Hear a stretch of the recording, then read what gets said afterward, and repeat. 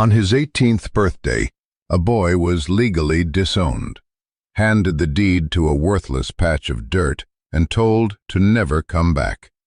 What he discovered buried there wouldn't just change his life. It would unearth a truth his family had tried to bury forever. If you've ever felt like you were cast out with nothing, I need you to stick with me for this. Subscribe if you believe in second chances, because this is a story about how the things people throw away can sometimes be the only things worth keeping. The key was cold, not just cool to the touch, but a deep metallic cold that seemed to suck the warmth right out of my palm. It was an old skeleton key, pitted with rust, attached to a simple brass tag with a number stamped into it, 347. It lay on the polished mahogany of the dining room table, next to a folded, cream-colored document. My inheritance. "That's it," Sharon said. Her voice was as polished and hard as the table. She didn't look at me, focusing instead on straightening a silver fork that was already perfectly aligned. "The deed to the plot your mother bought all those years ago, it's in your name now. Legally, as of midnight last night, everything is settled." I was 18. 18 years, 3 hours, and 12 minutes old, to be precise. For 2 years, since my father's funeral, I had been counting. Not down to freedom, but down to this moment, the end of the line. Sharon, my stepmother, had made it clear from the day the will was read that I was a temporary obligation, a line item in the estate's liabilities, set to expire on my 18th birthday. She wasn't cruel in a loud way. Her cruelty was quiet, administrative. It was in the precise way she cut my allowance, the way she donated my dad's old clothes without asking, the way she spoke of my mother, her predecessor, as a tragic but fiscally irresponsible woman. "It's in Northwood," she continued, finally gracing me with her gaze. Her eyes were the color of a winter sky just before a storm. "About a 4-hour bus ride. I've taken the liberty of packing your things. The bags are by the door. There's also an envelope with $500. Consider it a final severance." Severance. Like I was an employee she was laying off. I looked from her face to the deed. The paper felt heavy, important. It was the only thing in this house, in this life, that was truly mine. My mother had bought it. I was 6 when she died, and my memories of her were like faded photographs. The scent of lavender and soil, the sound of her laughing, the feel of her hand tracing constellations on my back. My dad rarely spoke of her after he married Sharon. It was as if her memory was an old piece of furniture that didn't match the new decor. "What is it?" I asked, my voice hoarse. "The plot of land." A small, humorless smile touched her lips. "It's nothing. Less than a 1/4 acre of useless woods next to a played-out quarry. Your mother had sentimental ideas. There's nothing on it but an old root cellar. The property taxes are $112 a year, which, I should remind you, are now your responsibility." She picked up her coffee cup, her red nails a stark slash of color against the white porcelain. "Honestly, Leo, she left you a liability. Your father kept paying the taxes out of some misguided loyalty, but it's a money pit. You'd be better off letting the county seize it." My bags were by the door, 2 duffel bags and a backpack. Everything I owned in the world, packed up and ready for eviction. I hadn't even seen her do it. She must have done it while I was at school yesterday. A final, silent act of erasure. I looked around the room, the ornate clock on the mantelpiece, the landscape paintings in their heavy gold frames, the plush oriental rug. None of it felt like home. It was just a place I had been stored. "The bus leaves at 10, she said, a clear dismissal. It was 8:30. I didn't say anything else. There was nothing to say. Arguing would be like yelling at a statue. I stood up, my chair scraping softly against the hardwood floor. I walked over to the table and picked up the deed and the key. The paper was crisp, the key heavy. I folded the document carefully and slid it into the back pocket of my jeans. The key went into my front pocket, where its coldness was a constant, solid reminder against my leg. Then I picked up the small white envelope with the $500. I didn't count it. I trusted her to be exact. It was business, after all. I walked to the front door, shouldering the backpack and grabbing the 2 duffel bags. My arms strained. It felt like I was carrying my entire life, and it wasn't very heavy at all. I paused at the door, my hand on the brass knob, and looked back. Sharon was still sitting at the table, sipping her coffee, already looking through the morning mail as if I had evaporated. She didn't say goodbye. She didn't look up. I was a transaction that had just been completed. The door clicked shut behind me, the sound final. The air outside was damp and cold, the sky a blanket of solid gray. It felt appropriate. I walked down the long, paved driveway, past the manicured lawns of the neighbors, and onto the street. I didn't look back. There was nothing to look back for. I was heading toward a worthless root cellar in a town I'd never heard of, with $500 and a rusty key.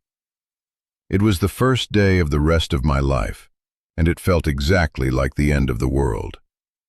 But there was something else, too, a tiny, flickering ember in the cold pit of my stomach. A question. Why would my mother, the woman I remembered as being so full of life and laughter, buy a piece of useless land and leave it to me? Sharon saw it as a liability, a mistake. But as the key pressed into my thigh, I couldn't shake the feeling that it was a message, and I was going to find out what it said. The bus station was a tired, gray building that smelled of disinfectant and despair.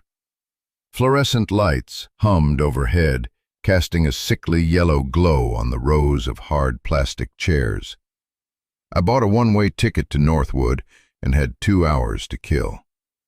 I sat in a corner, my bags forming a small fortress around me, and I finally took out the deed. The legal language was dense, a thicket of clauses and articles, but the essential facts were clear. A plot of land, designated as Lot 347, was transferred from the estate of Eleanor Vance, my mother, to Leo Vance upon his 18th birthday. It was notarized, stamped, and official. It was real. I thought about my father.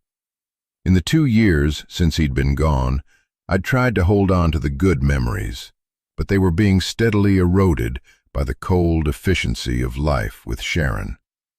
I remembered him teaching me to ride a bike, his big hands steady on the handlebars.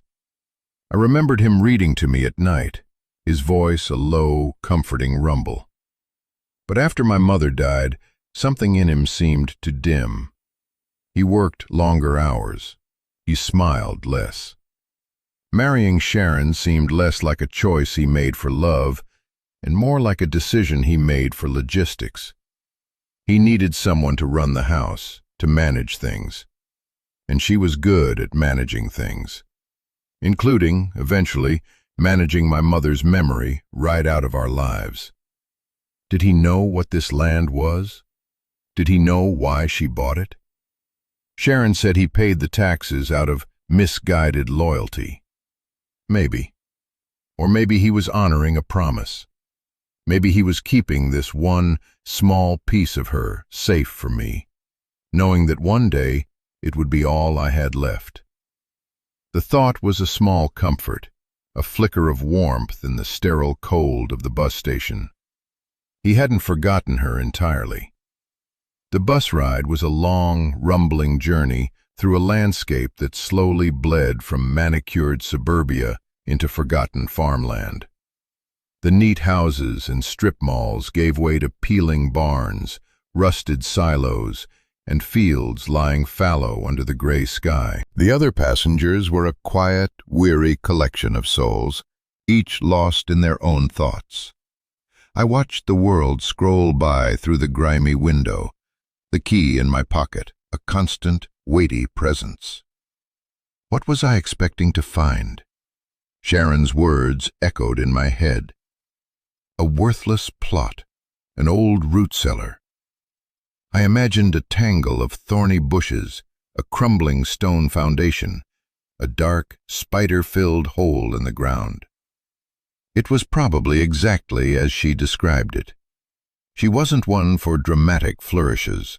She was a woman of facts and figures. The fact was, I was homeless, and my only worldly possession was a patch of dirt that likely wasn't even fit to be buried in. The $500 felt like a fortune, and nothing at all. It would have to last me until what? I had no plan, no friends to call, no family to turn to. My high school graduation was a month away, but going back for that felt impossible now. I was in a different world, a world where diplomas and prom nights didn't matter. Survival was the only curriculum. I must have fallen asleep, because the next thing I knew, the bus driver was calling out, "Northwood! Last stop, Northwood," in a gravelly voice. I jolted awake, my cheek stuck to the cold glass of the window. I looked out. We were parked in front of a small, one-story building with a faded sign that read, "Northwood Bus and Parcel." The town, from what I could see, was little more than a single main street lined with brick buildings, many of whose windows were boarded up. The sky was still the same oppressive gray, and a light, misty rain had begun to fall, making the asphalt of the street shine like polished slate. I was the only one who got off. The bus hissed as its doors closed and pulled away, its red taillights disappearing into the gloom, leaving me in a profound and sudden silence. The only sound was the gentle patter of the rain on the bus shelter's tin roof. I pulled up the hood of my sweatshirt, grabbed my bags, and stood there for a long moment, feeling like the last person on earth. This was it. This was Northwood, my inheritance. I found a town map tacked to a bulletin board inside the empty station. It was old and yellowed, the paper brittle at the edges. Lot 347 was on Quarry Road, on the very edge of the town limits. It looked to be about a 2-mile walk. I shifted the straps of my backpack, balanced the duffel bags, and started walking. The town was even more dilapidated up close.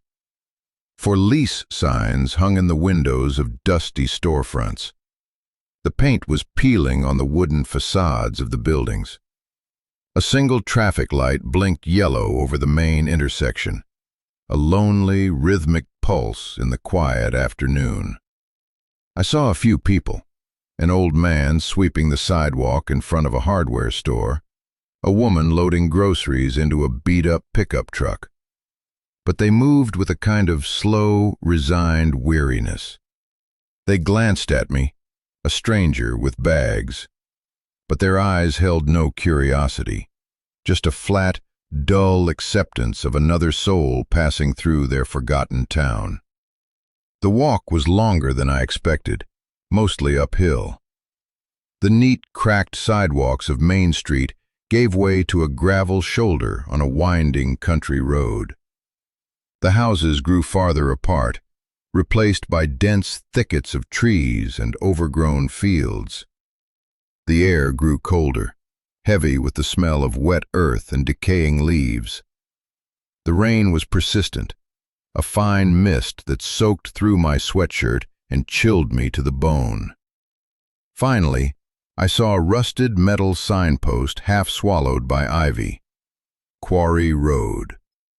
I turned onto it. This road was barely more than a dirt track, 2 deep ruts carved into the mud. The woods pressed in on both sides, tall, skeletal trees whose bare branches clawed at the gray sky. It felt like I was walking off the edge of the map. After another quarter mile, I saw it. A wooden post with the numbers 347 carved into it, the paint almost completely weathered away. I stopped. My property. I looked past the post, into the woods. Sharon was right. It was nothing, just a dense, uninviting tangle of trees and undergrowth. There was no clearing, no path, just a wall of wilderness. A profound wave of disappointment and despair washed over me, so strong it almost buckled my knees. I had walked all this way, pinned all my hope on this one tiny thing, and it was exactly the worthless junk she'd said it was. My mother had left me a ghost, a memory attached to a patch of mud and thorns. I dropped my bags in the wet grass on the side of the road. What was I supposed to do now? Sit here until I froze? Walk back to town and spend my $500 on a motel room until the money ran out? The future felt like a blank wall. But then I thought of the key in my pocket. An old root cellar, Sharon had said. It had to be here somewhere. I couldn't come all this way and not see it. I pushed aside a curtain of wet branches and stepped onto my land. The ground was soft and spongy beneath my feet. Twigs snapped under my sneakers. The air inside the woods was still and silent, the sound of the rain muffled by the canopy of branches above. It was dark, the light of the already gloomy day struggling to pierce the dense foliage. I walked slowly, scanning the ground, pushing aside ferns and thorny vines. For 10 minutes, I found nothing but trees and rocks. My hope, already a fragile thing, began to crumble completely. This was pointless. I was chasing a ghost in a dead forest. I was about to turn back, to admit defeat, when my foot caught on something hard. I stumbled, catching myself on the trunk of a large oak tree. I looked down. It wasn't a rock or a root. It was a pair of heavy, slanted wooden doors, almost completely covered by years of accumulated leaves and soil. They were green with moss and slick with rain. A thick, rusted iron ring served as a handle on one of the doors. This was it, the root cellar. My heart started to beat a little faster. It was real. I knelt down, my jeans soaking up the dampness of the earth, and began clearing the debris away with my hands. The leaves were cold and slimy, and I uncovered a host of insects that scurried away from the sudden light. It took several minutes, but soon I had cleared the doors. They were made of thick, heavy planks of wood, bound with iron straps. In the center, where the 2 doors met, was a massive, rusted padlock. I stood up, my breath misting in the cold air. The padlock looked ancient, a solid chunk of oxidized metal that seemed fused together by time and weather. It looked impossible. But then I remembered the key. The cold, heavy key in my pocket. With a trembling hand, I pulled it out. It looked right. The size, the shape. It was made for a lock like this. I slid the key into the lock. It was a tight fit, grinding against the rust inside. For a moment, I thought it was hopeless, that it wouldn't turn. I put both hands on it, closed my eyes, and poured all of my frustration, all of my fear, all of my desperate, flickering hope into that one motion. I twisted. There was a horrible, grating screech of metal on metal. The sound of years of disuse being forced into submission. And then, with a loud, satisfying clunk, the lock gave way. The shackle sprang open. I pulled the heavy lock off and dropped it to the ground. It landed with a dull thud. I took a deep breath, grabbed the iron ring with both hands, and pulled. The door was incredibly heavy. I had to plant my feet and lean my entire body back. With a groan of protesting hinges, the door lifted a few inches, then a foot. I propped it open and then did the same with the other one. Darkness. A square of perfect, silent blackness yawned open at my feet. A set of steep stone steps led down into the earth. The air that rose up from the opening was cold and musty, smelling of damp soil, stone, and something else. The smell of time. The smell of secrets. I stood at the edge, peering into the gloom, my heart hammering against my ribs. Sharon was wrong. This wasn't nothing. It was something. And I was about to find out what.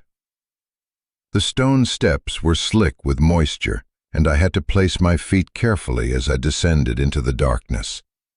I used my phone's flashlight, its thin beam cutting a nervous path through the thick, ancient gloom. The cellar was larger than I had expected. The walls were made of rough-hewn fieldstone, expertly fitted together, with condensation glistening on their surfaces. The floor was packed earth, cold and firm under my feet. The air was still and frigid, the kind of deep cold that comes from being underground. Along the walls were a series of empty wooden shelves, their surfaces thick with a blanket of gray dust and cobwebs. They were bare.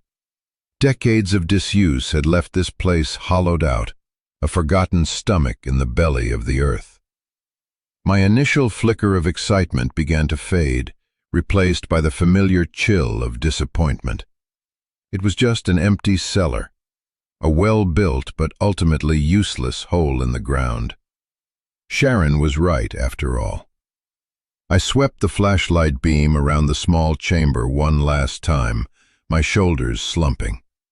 There was nothing here, just stone, dirt, and dust. I was an idiot for thinking there would be. I had built up this grand mystery in my mind, a secret message from my mother, and the reality was just this, a cold, empty room. It was a metaphor for my life, a hollow space where something used to be. I was about to turn and climb back up the stairs, back into the rain and the uncertainty, when the beam of my light caught something odd. In the far corner, tucked under the lowest shelf, was a small stack of old wooden crates. They were the only objects in the entire cellar. They looked just as ancient and dusty as everything else, half rotten and seemingly empty. Curiosity, or maybe just a refusal to give up completely, made me walk over to them. There were 3 of them, stacked one on top of the other. The top 2 were light, and I lifted them off easily. They were, indeed, empty, but the bottom one was different. When I tried to move it, it wouldn't budge. It felt heavy, solid, as if it were anchored to the floor. I knelt down, shining the light on it more closely. It was a simple fruit crate, its slats gray with age.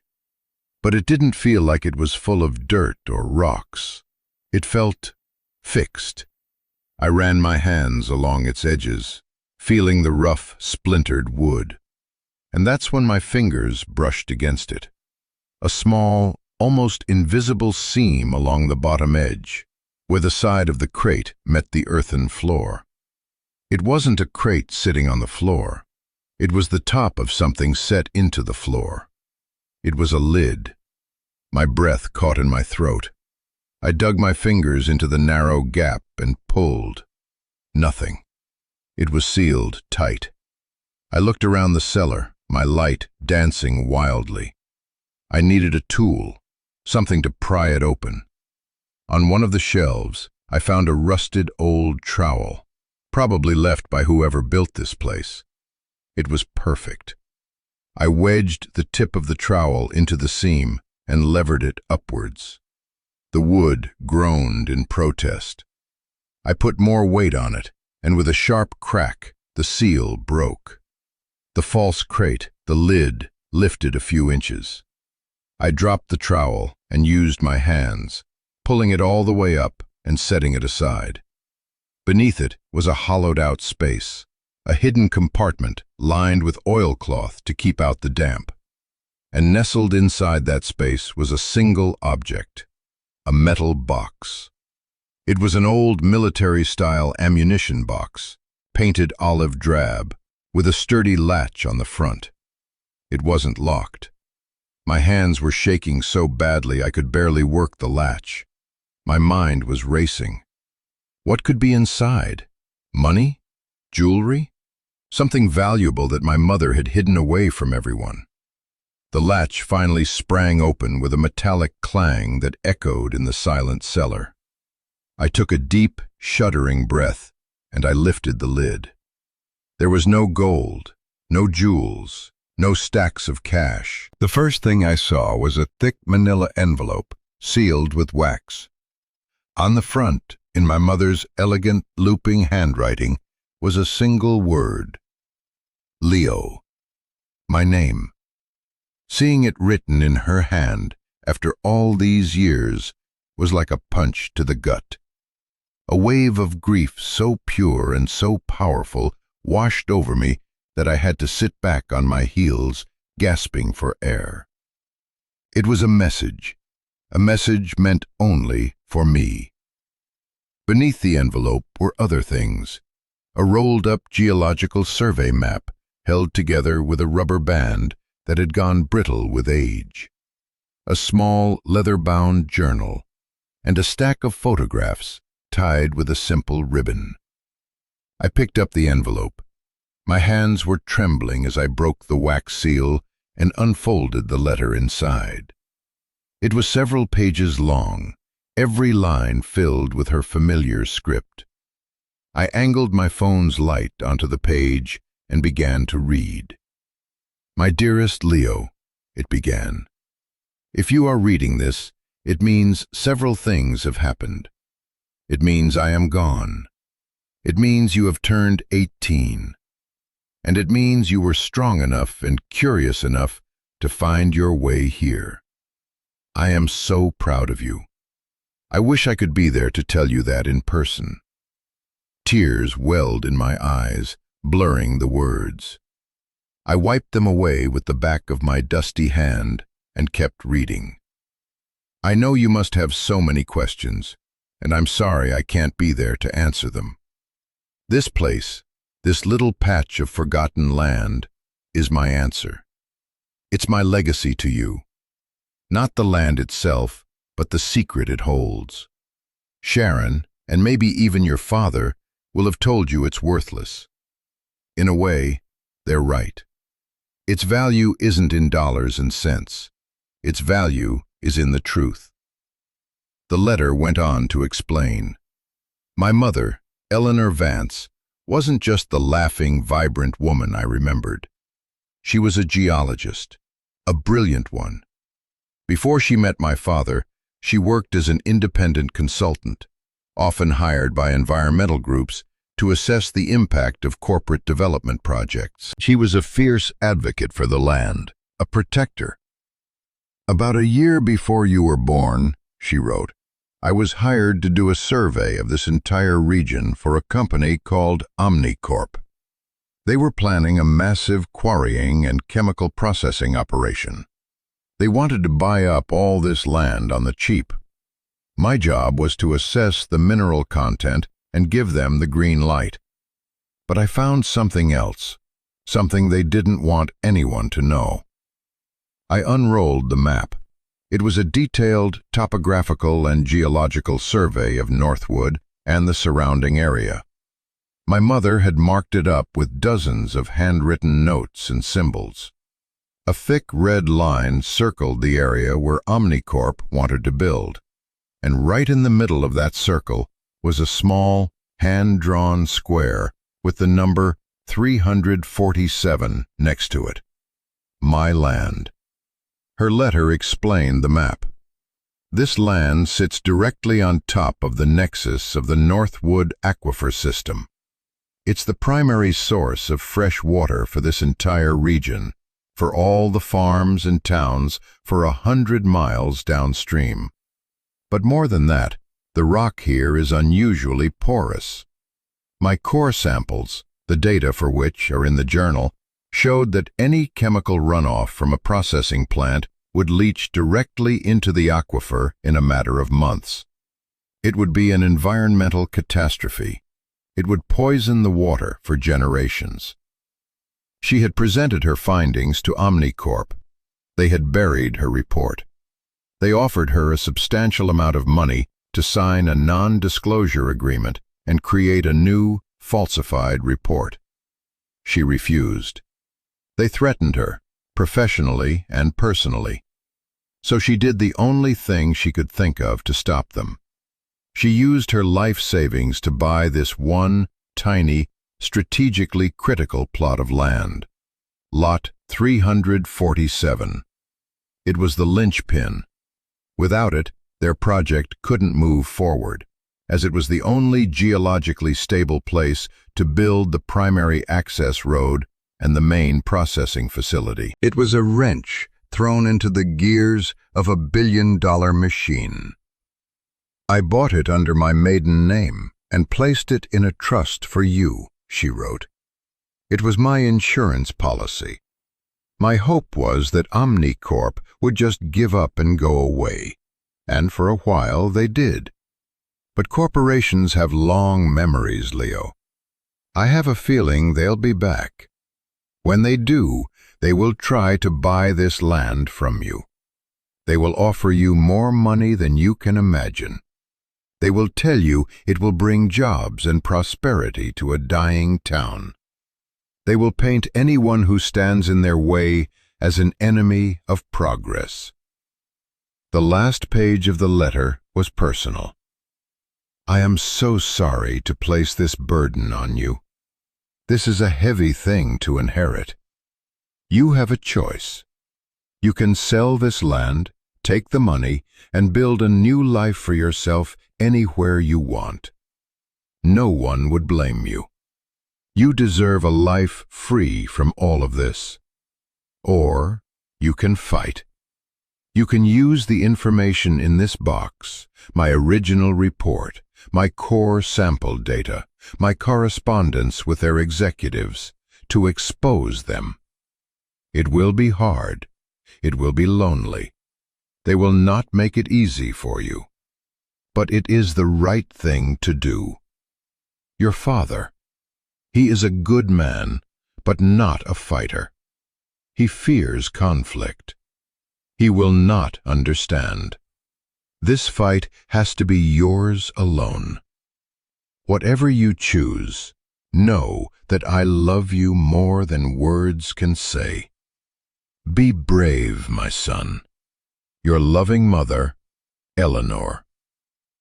I sat there in the cold, damp darkness of the root cellar, the letter trembling in my hands.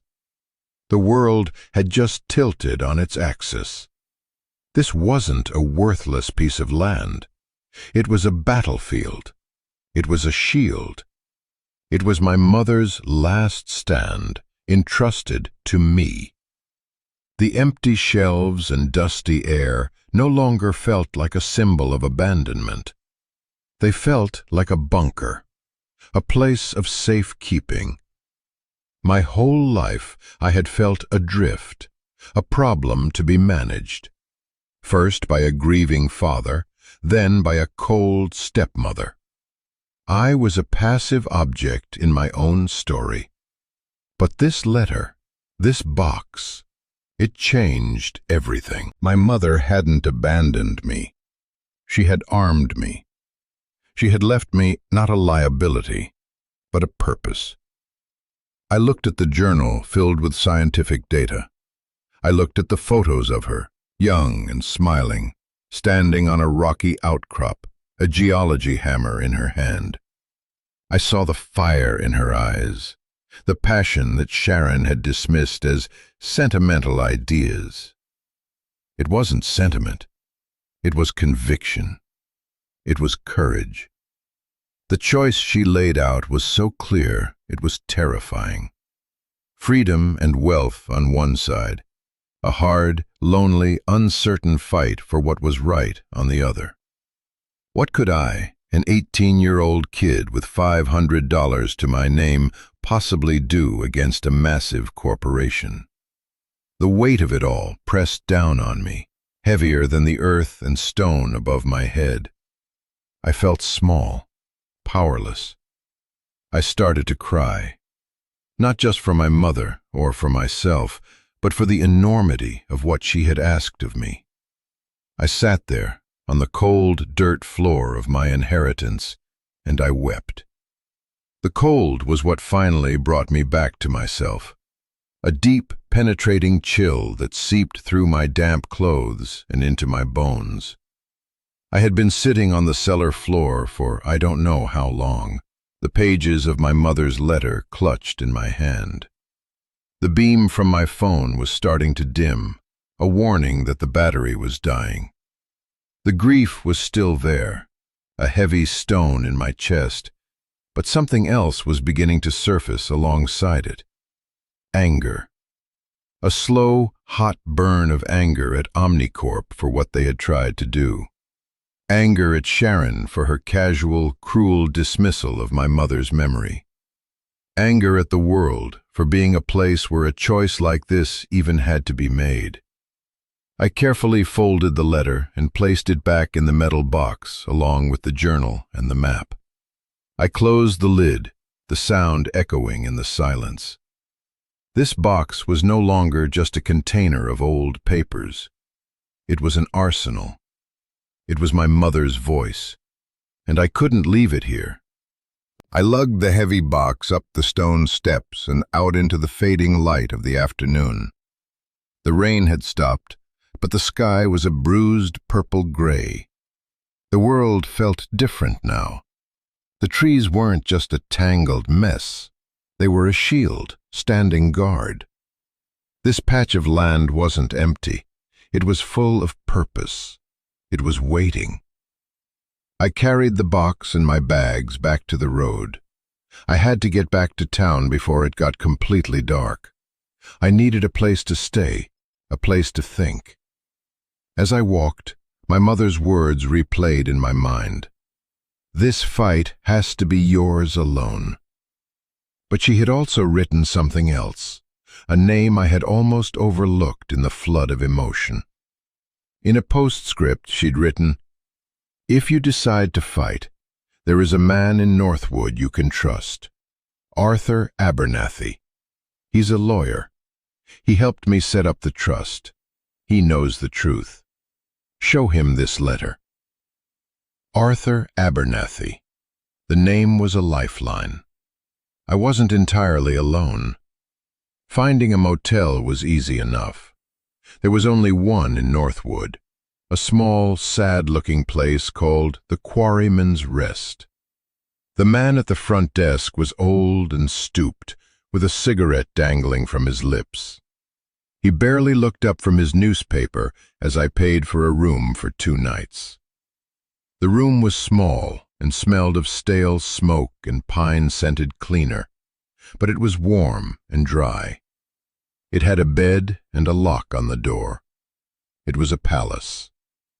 I spent that night poring over the contents of the box.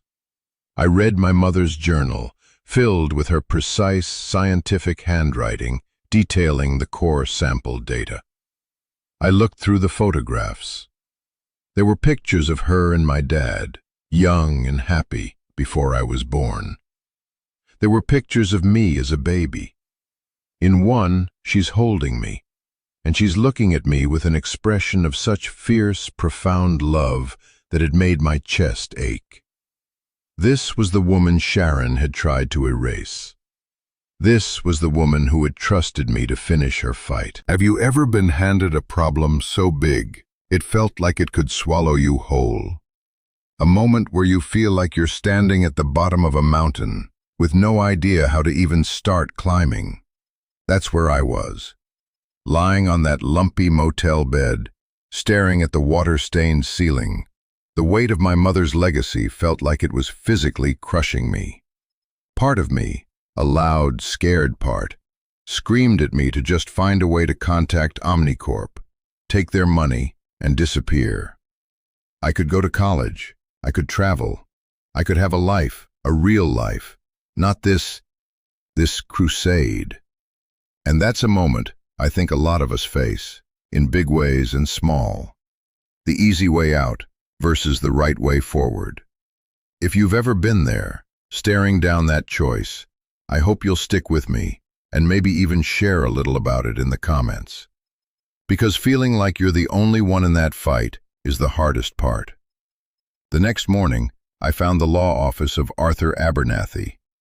It was on Main Street, in one of the old brick buildings, with his name painted in faded gold leaf on the glass door. The office was cluttered and smelled of old paper, leather, and pipe tobacco. A woman with a tower of white hair looked at me over her glasses. "Can I help you?" "I'm here to see Mr. Abernathy," I said, my voice sounding younger and more nervous than I wanted. "I don't have an appointment." She gave me a skeptical look. "He's very busy." "It's about Eleanor Vance," I said, holding up the manila envelope. Her expression changed instantly. The skepticism vanished, replaced by a soft, sad recognition. "One moment," she said, and disappeared through a door behind her desk. A minute later, an old man with a kind, wrinkled face and a shock of white hair appeared. He wore a rumpled tweed jacket and leaned heavily on a wooden cane. "You're Eleanor's boy," he said. It wasn't a question. "You have her eyes. Come in, son, come in." I spent the next 2 hours in his office. I showed him the letter, the journal, the map. He read everything slowly and carefully, his expression growing more and more grim. When he was finished, he took off his glasses and rubbed his eyes, looking older and more tired than he had when I walked in. "I knew this day would come," he said, his voice a low rumble. "I hoped it wouldn't, for your sake, but I knew it would. Your mother, she was one of a kind, brave as they come." He explained the current situation. Omnicorp was back. For the last year, they had been quietly buying up land all over the county, using a subsidiary company to avoid attracting attention. They had a new, slick proposal, full of promises about jobs and revitalizing the local economy. Northwood was a dying town, and their offer was a tempting lifeline. Most people had already sold. According to Abernathy, my small plot was one of the last 3 holdouts. The other 2 were old farmers who were on the verge of giving in. My land was the key, just as my mother had predicted. "They've been trying to find the owner of lot 347 for months," Abernathy said. "The trust was sealed until your 18th birthday. It drove them crazy. They know it's the weak point in their whole plan. They can't build without it." He leaned forward, his eyes locking onto mine. "They made an offer yesterday through their local council. They must have been tracking the trust's status. They're prepared to offer you $2 million for that worthless piece of land." The number hung in the air between us. $2 million. It was an impossible, life-altering sum of money. It was the easy way out, gift-wrapped and tied with a golden bow. I could feel the pull of it, the seductive promise of a life without struggle. I could almost taste the freedom. "They also made it clear," Abernathy continued, his voice hardening, "that if the owner refuses, they will use every legal means at their disposal to take it. Eminent domain, zoning challenges. They will bury you in litigation until you have nothing left. They will paint you as a selfish outsider standing in the way of progress, robbing this town of its last chance. He let that sink in. He wasn't telling me what to do. He was just laying out the battlefield. He was showing me the 2 doors. Behind door number 1 was a suitcase full of money and a clean getaway. Behind door number 2 was a war I would almost certainly lose. A war against a giant with only a rusty trowel and a box of old papers for weapons. I looked at my mother's letter lying on his desk. I thought of her smile in the photographs. I thought of her fierce, protective love. She had given me a choice, and she had trusted me to make it. She had trusted that I was her son. "I'm not selling," I said. The words came out quiet, but they felt as solid as the stone walls of the root cellar. "I'm going to fight them." A slow smile spread across Arthur Abernathy's tired face. It was the first real smile I'd seen since I'd arrived in Northwood. "I was hoping you'd say that," he said. "Your mother would be proud. Now, let's get to work. We have a giant to slay." The moment I made the choice, it was like a switch had been flipped. The fear and uncertainty didn't vanish, but they were joined by a new feeling: resolve. For the first time in my life, I wasn't just reacting to things happening to me. I was making something happen. Mr. Abernathy was as good as his word. He became my general, my strategist. We spent the next few days in his dusty office planning our campaign. He filed a preliminary injunction to block any development on the lands surrounding my property, citing the potential for environmental contamination based on my mother's initial findings. It was a long shot, a legal stalling tactic, but it was a start. It was the first shot fired. The reaction from Omnicorp was swift and silent. Not a direct attack, but a subtle tightening of the screws. Their local lawyer, a slick man in an expensive suit named Peterson, sent a letter to Abernathy formally rescinding the $2 million offer and replacing it with a new one for a fraction of the price, adding a note that this was a final courtesy before they began legal proceedings to seize the land. It was a classic intimidation tactic. The town's reaction was more immediate and more personal. The Northwood newspaper, a thin weekly publication, ran a front-page story. The headline read, "Outsider Heir Blocks Omnicorp Project, Jeopardizes Town's Future." The article painted me as a greedy, faceless entity holding the town's salvation hostage. It quoted the mayor, who expressed his profound disappointment. It quoted several local business owners who spoke of the jobs and economic boom the project would bring. There was no mention of the aquifer, no mention of my mother's report. It was a complete hit piece. Walking down Main Street became an ordeal. People who had been indifferent before now looked at me with open hostility. I got glares in the small diner where I ate my meals.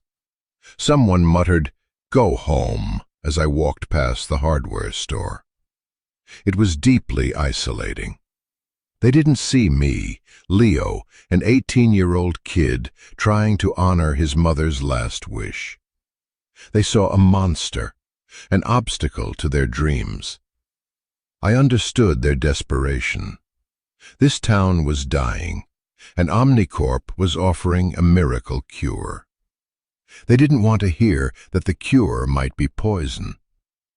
I moved out of the motel and, with Abernathy's help, used most of my remaining $500 to buy a very old, very used tent and some basic camping supplies.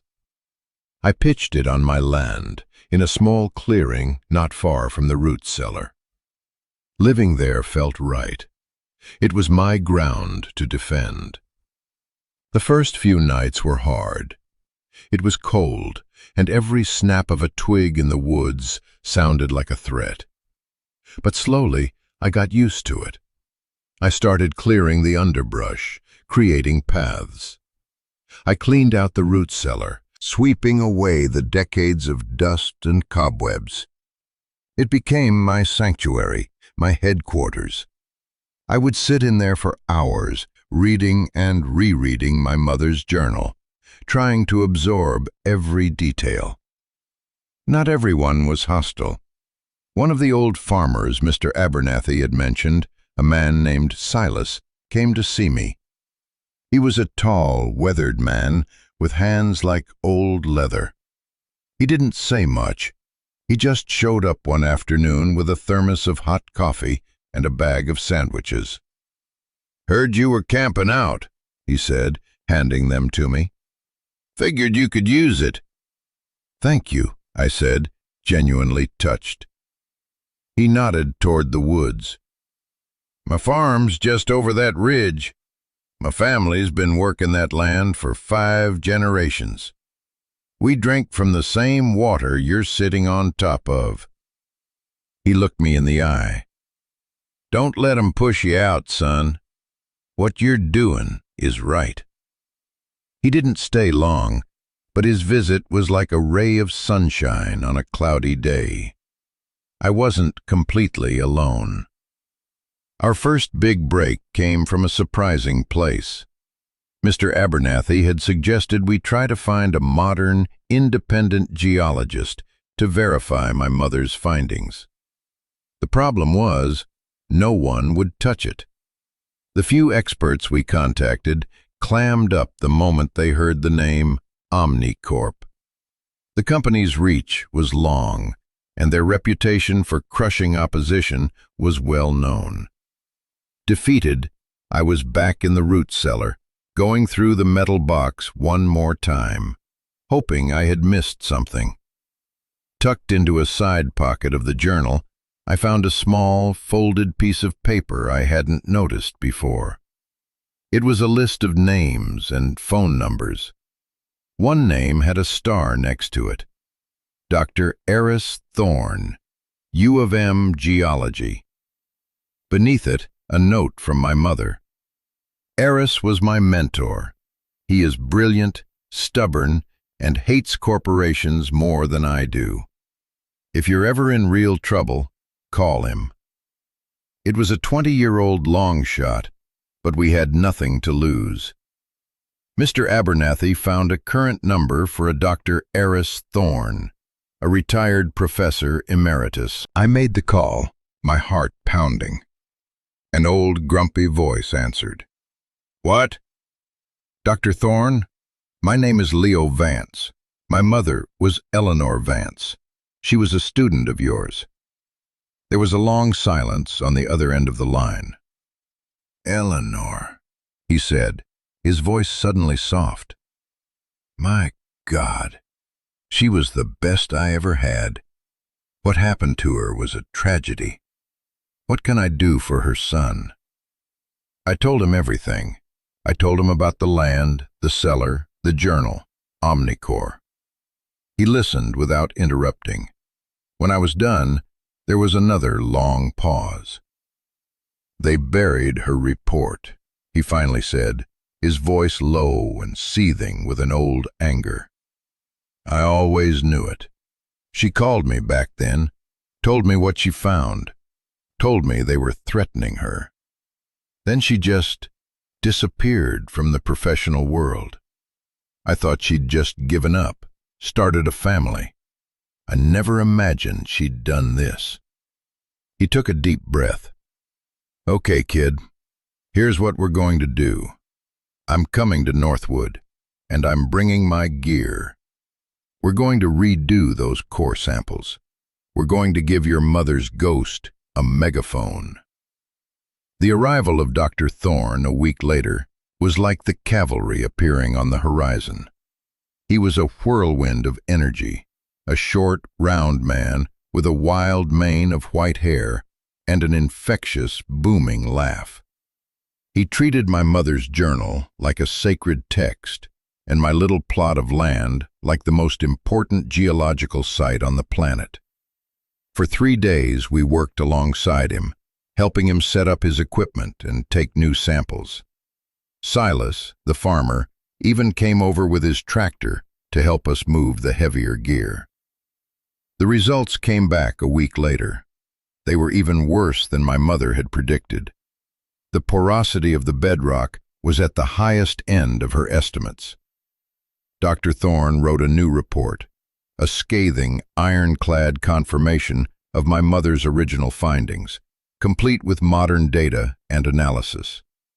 It was undeniable, scientific proof that Omnicore's project would create an environmental disaster. Armed with this new report, Mr. Abernathy didn't just file another injunction. He sent the report to every state and federal environmental agency. He sent it to every major newspaper in the state capital. He sent it to a national environmental advocacy group that my mother used to work with. The story exploded. It was no longer about a greedy outsider blocking progress. It was about a massive corporation's attempt to cover up a catastrophic environmental risk, and the 18-year-old son of the scientist who had tried to stop them 20 years earlier. The narrative had been completely flipped. Reporters started showing up in Northwood not to interview the mayor, but to interview me. National news outlets picked up the story. My little tent on a forgotten piece of land became the backdrop for the evening news. Omnicorp's pristine public image was shattered. Their stock price dipped. The State Environmental Agency launched a formal investigation. The federal EPA started asking questions. The pressure mounted, and within a month, the giant began to buckle. They announced they were indefinitely postponing the Northwood project, citing unforeseen geological complications. It was over. We had won. The day the news broke, I was standing on my land, looking out at the trees. Mr. Abernathy drove out to tell me in person. He got out of his car, a huge grin on his face, and handed me a copy of the newspaper. "We did it, son," he said, clapping me on the shoulder. "We did it." I felt a profound sense of relief, but not the triumphant joy I might have expected. It was quieter than that, a deep, peaceful satisfaction. I thought of my mother. We hadn't just saved the aquifer. We had vindicated her. We had dragged her truth out of a dark cellar and into the light. In the weeks that followed, the town's attitude towards me changed dramatically. I was no longer a villain. I was a hero. The same people who had glared at me now smiled and waved. The mayor issued a public apology. They saw that I hadn't taken away their future. I had protected it. The story brought a different kind of attention to Northwood. Environmental groups became interested in preserving the area around the aquifer. A small university outreach program started looking into setting up a research station focused on rural water safety. It wasn't a corporate boom, but it was something better. It was a chance for the town to build a new identity, one based on preservation instead of exploitation. The environmental advocacy group my mother had worked with helped me establish a legal conservation trust for my land, ensuring it could never be developed. They also helped me get a grant, a scholarship really, in my mother's name, to study environmental science in college. I didn't take the scholarship right away. I stayed in Northwood for another year. I bought a small used trailer and put it on the property. I got a job at the hardware store. I wanted to stay on the land I had fought for, to put down roots in the place my mother had saved. I wanted to be a part of its quiet, steady recovery. My inheritance wasn't $2 million in cash. It was so much more. It was a connection to the mother I barely remembered. It was a purpose when I was lost. It was a home, not one that was given to me, but one that I had to fight for, to understand, and to build myself. The root cellar wasn't a tomb for a buried past. It was a foundation. It was the solid, unshakable starting point for the rest of my life. Looking back, the greatest gift my mother left me wasn't the land, or the evidence, or even the truth. It was the choice. She gave me the choice to be more than just a victim of my circumstances. She gave me the choice to be her son, to be brave, to fight for something bigger than myself. And in making that choice, I found myself. Sometimes the things we inherit aren't easy. Sometimes they aren't fortunes or heirlooms, but burdens, struggles, or unfinished fights. But maybe those are the most valuable legacies of all. Because a suitcase full of money can't teach you who you are. But a cause, a purpose, a reason to stand up and fight when you're terrified, that can build a person from the ground up. This whole journey started with me being kicked out, with nothing but a key to a place that was supposed to be worthless. It taught me that worth isn't something that's assigned by other people. It's not about market value or convenience. Worth is about the meaning we find, the connections we protect, and the choices we make when everything is on the line. So I want to ask you, what have you inherited? Maybe it's not a plot of land. Maybe it's a difficult family history, a challenge someone left behind, or a value that feels hard to live up to. What story are you a part of that you have the choice to finish? I truly believe that our lives are defined by these choices. Thank you for listening to my story. If it resonated with you, if you've ever had to fight for something that mattered, please consider subscribing to the channel. This is a community for people who understand that the most important stories are often the hardest ones to tell. And please, share your own experiences in the comments. I read every single one. And I believe that by sharing our stories, we help each other realize we're not alone in our fight. You matter. Your story matters. And your choices matter more than you can ever know.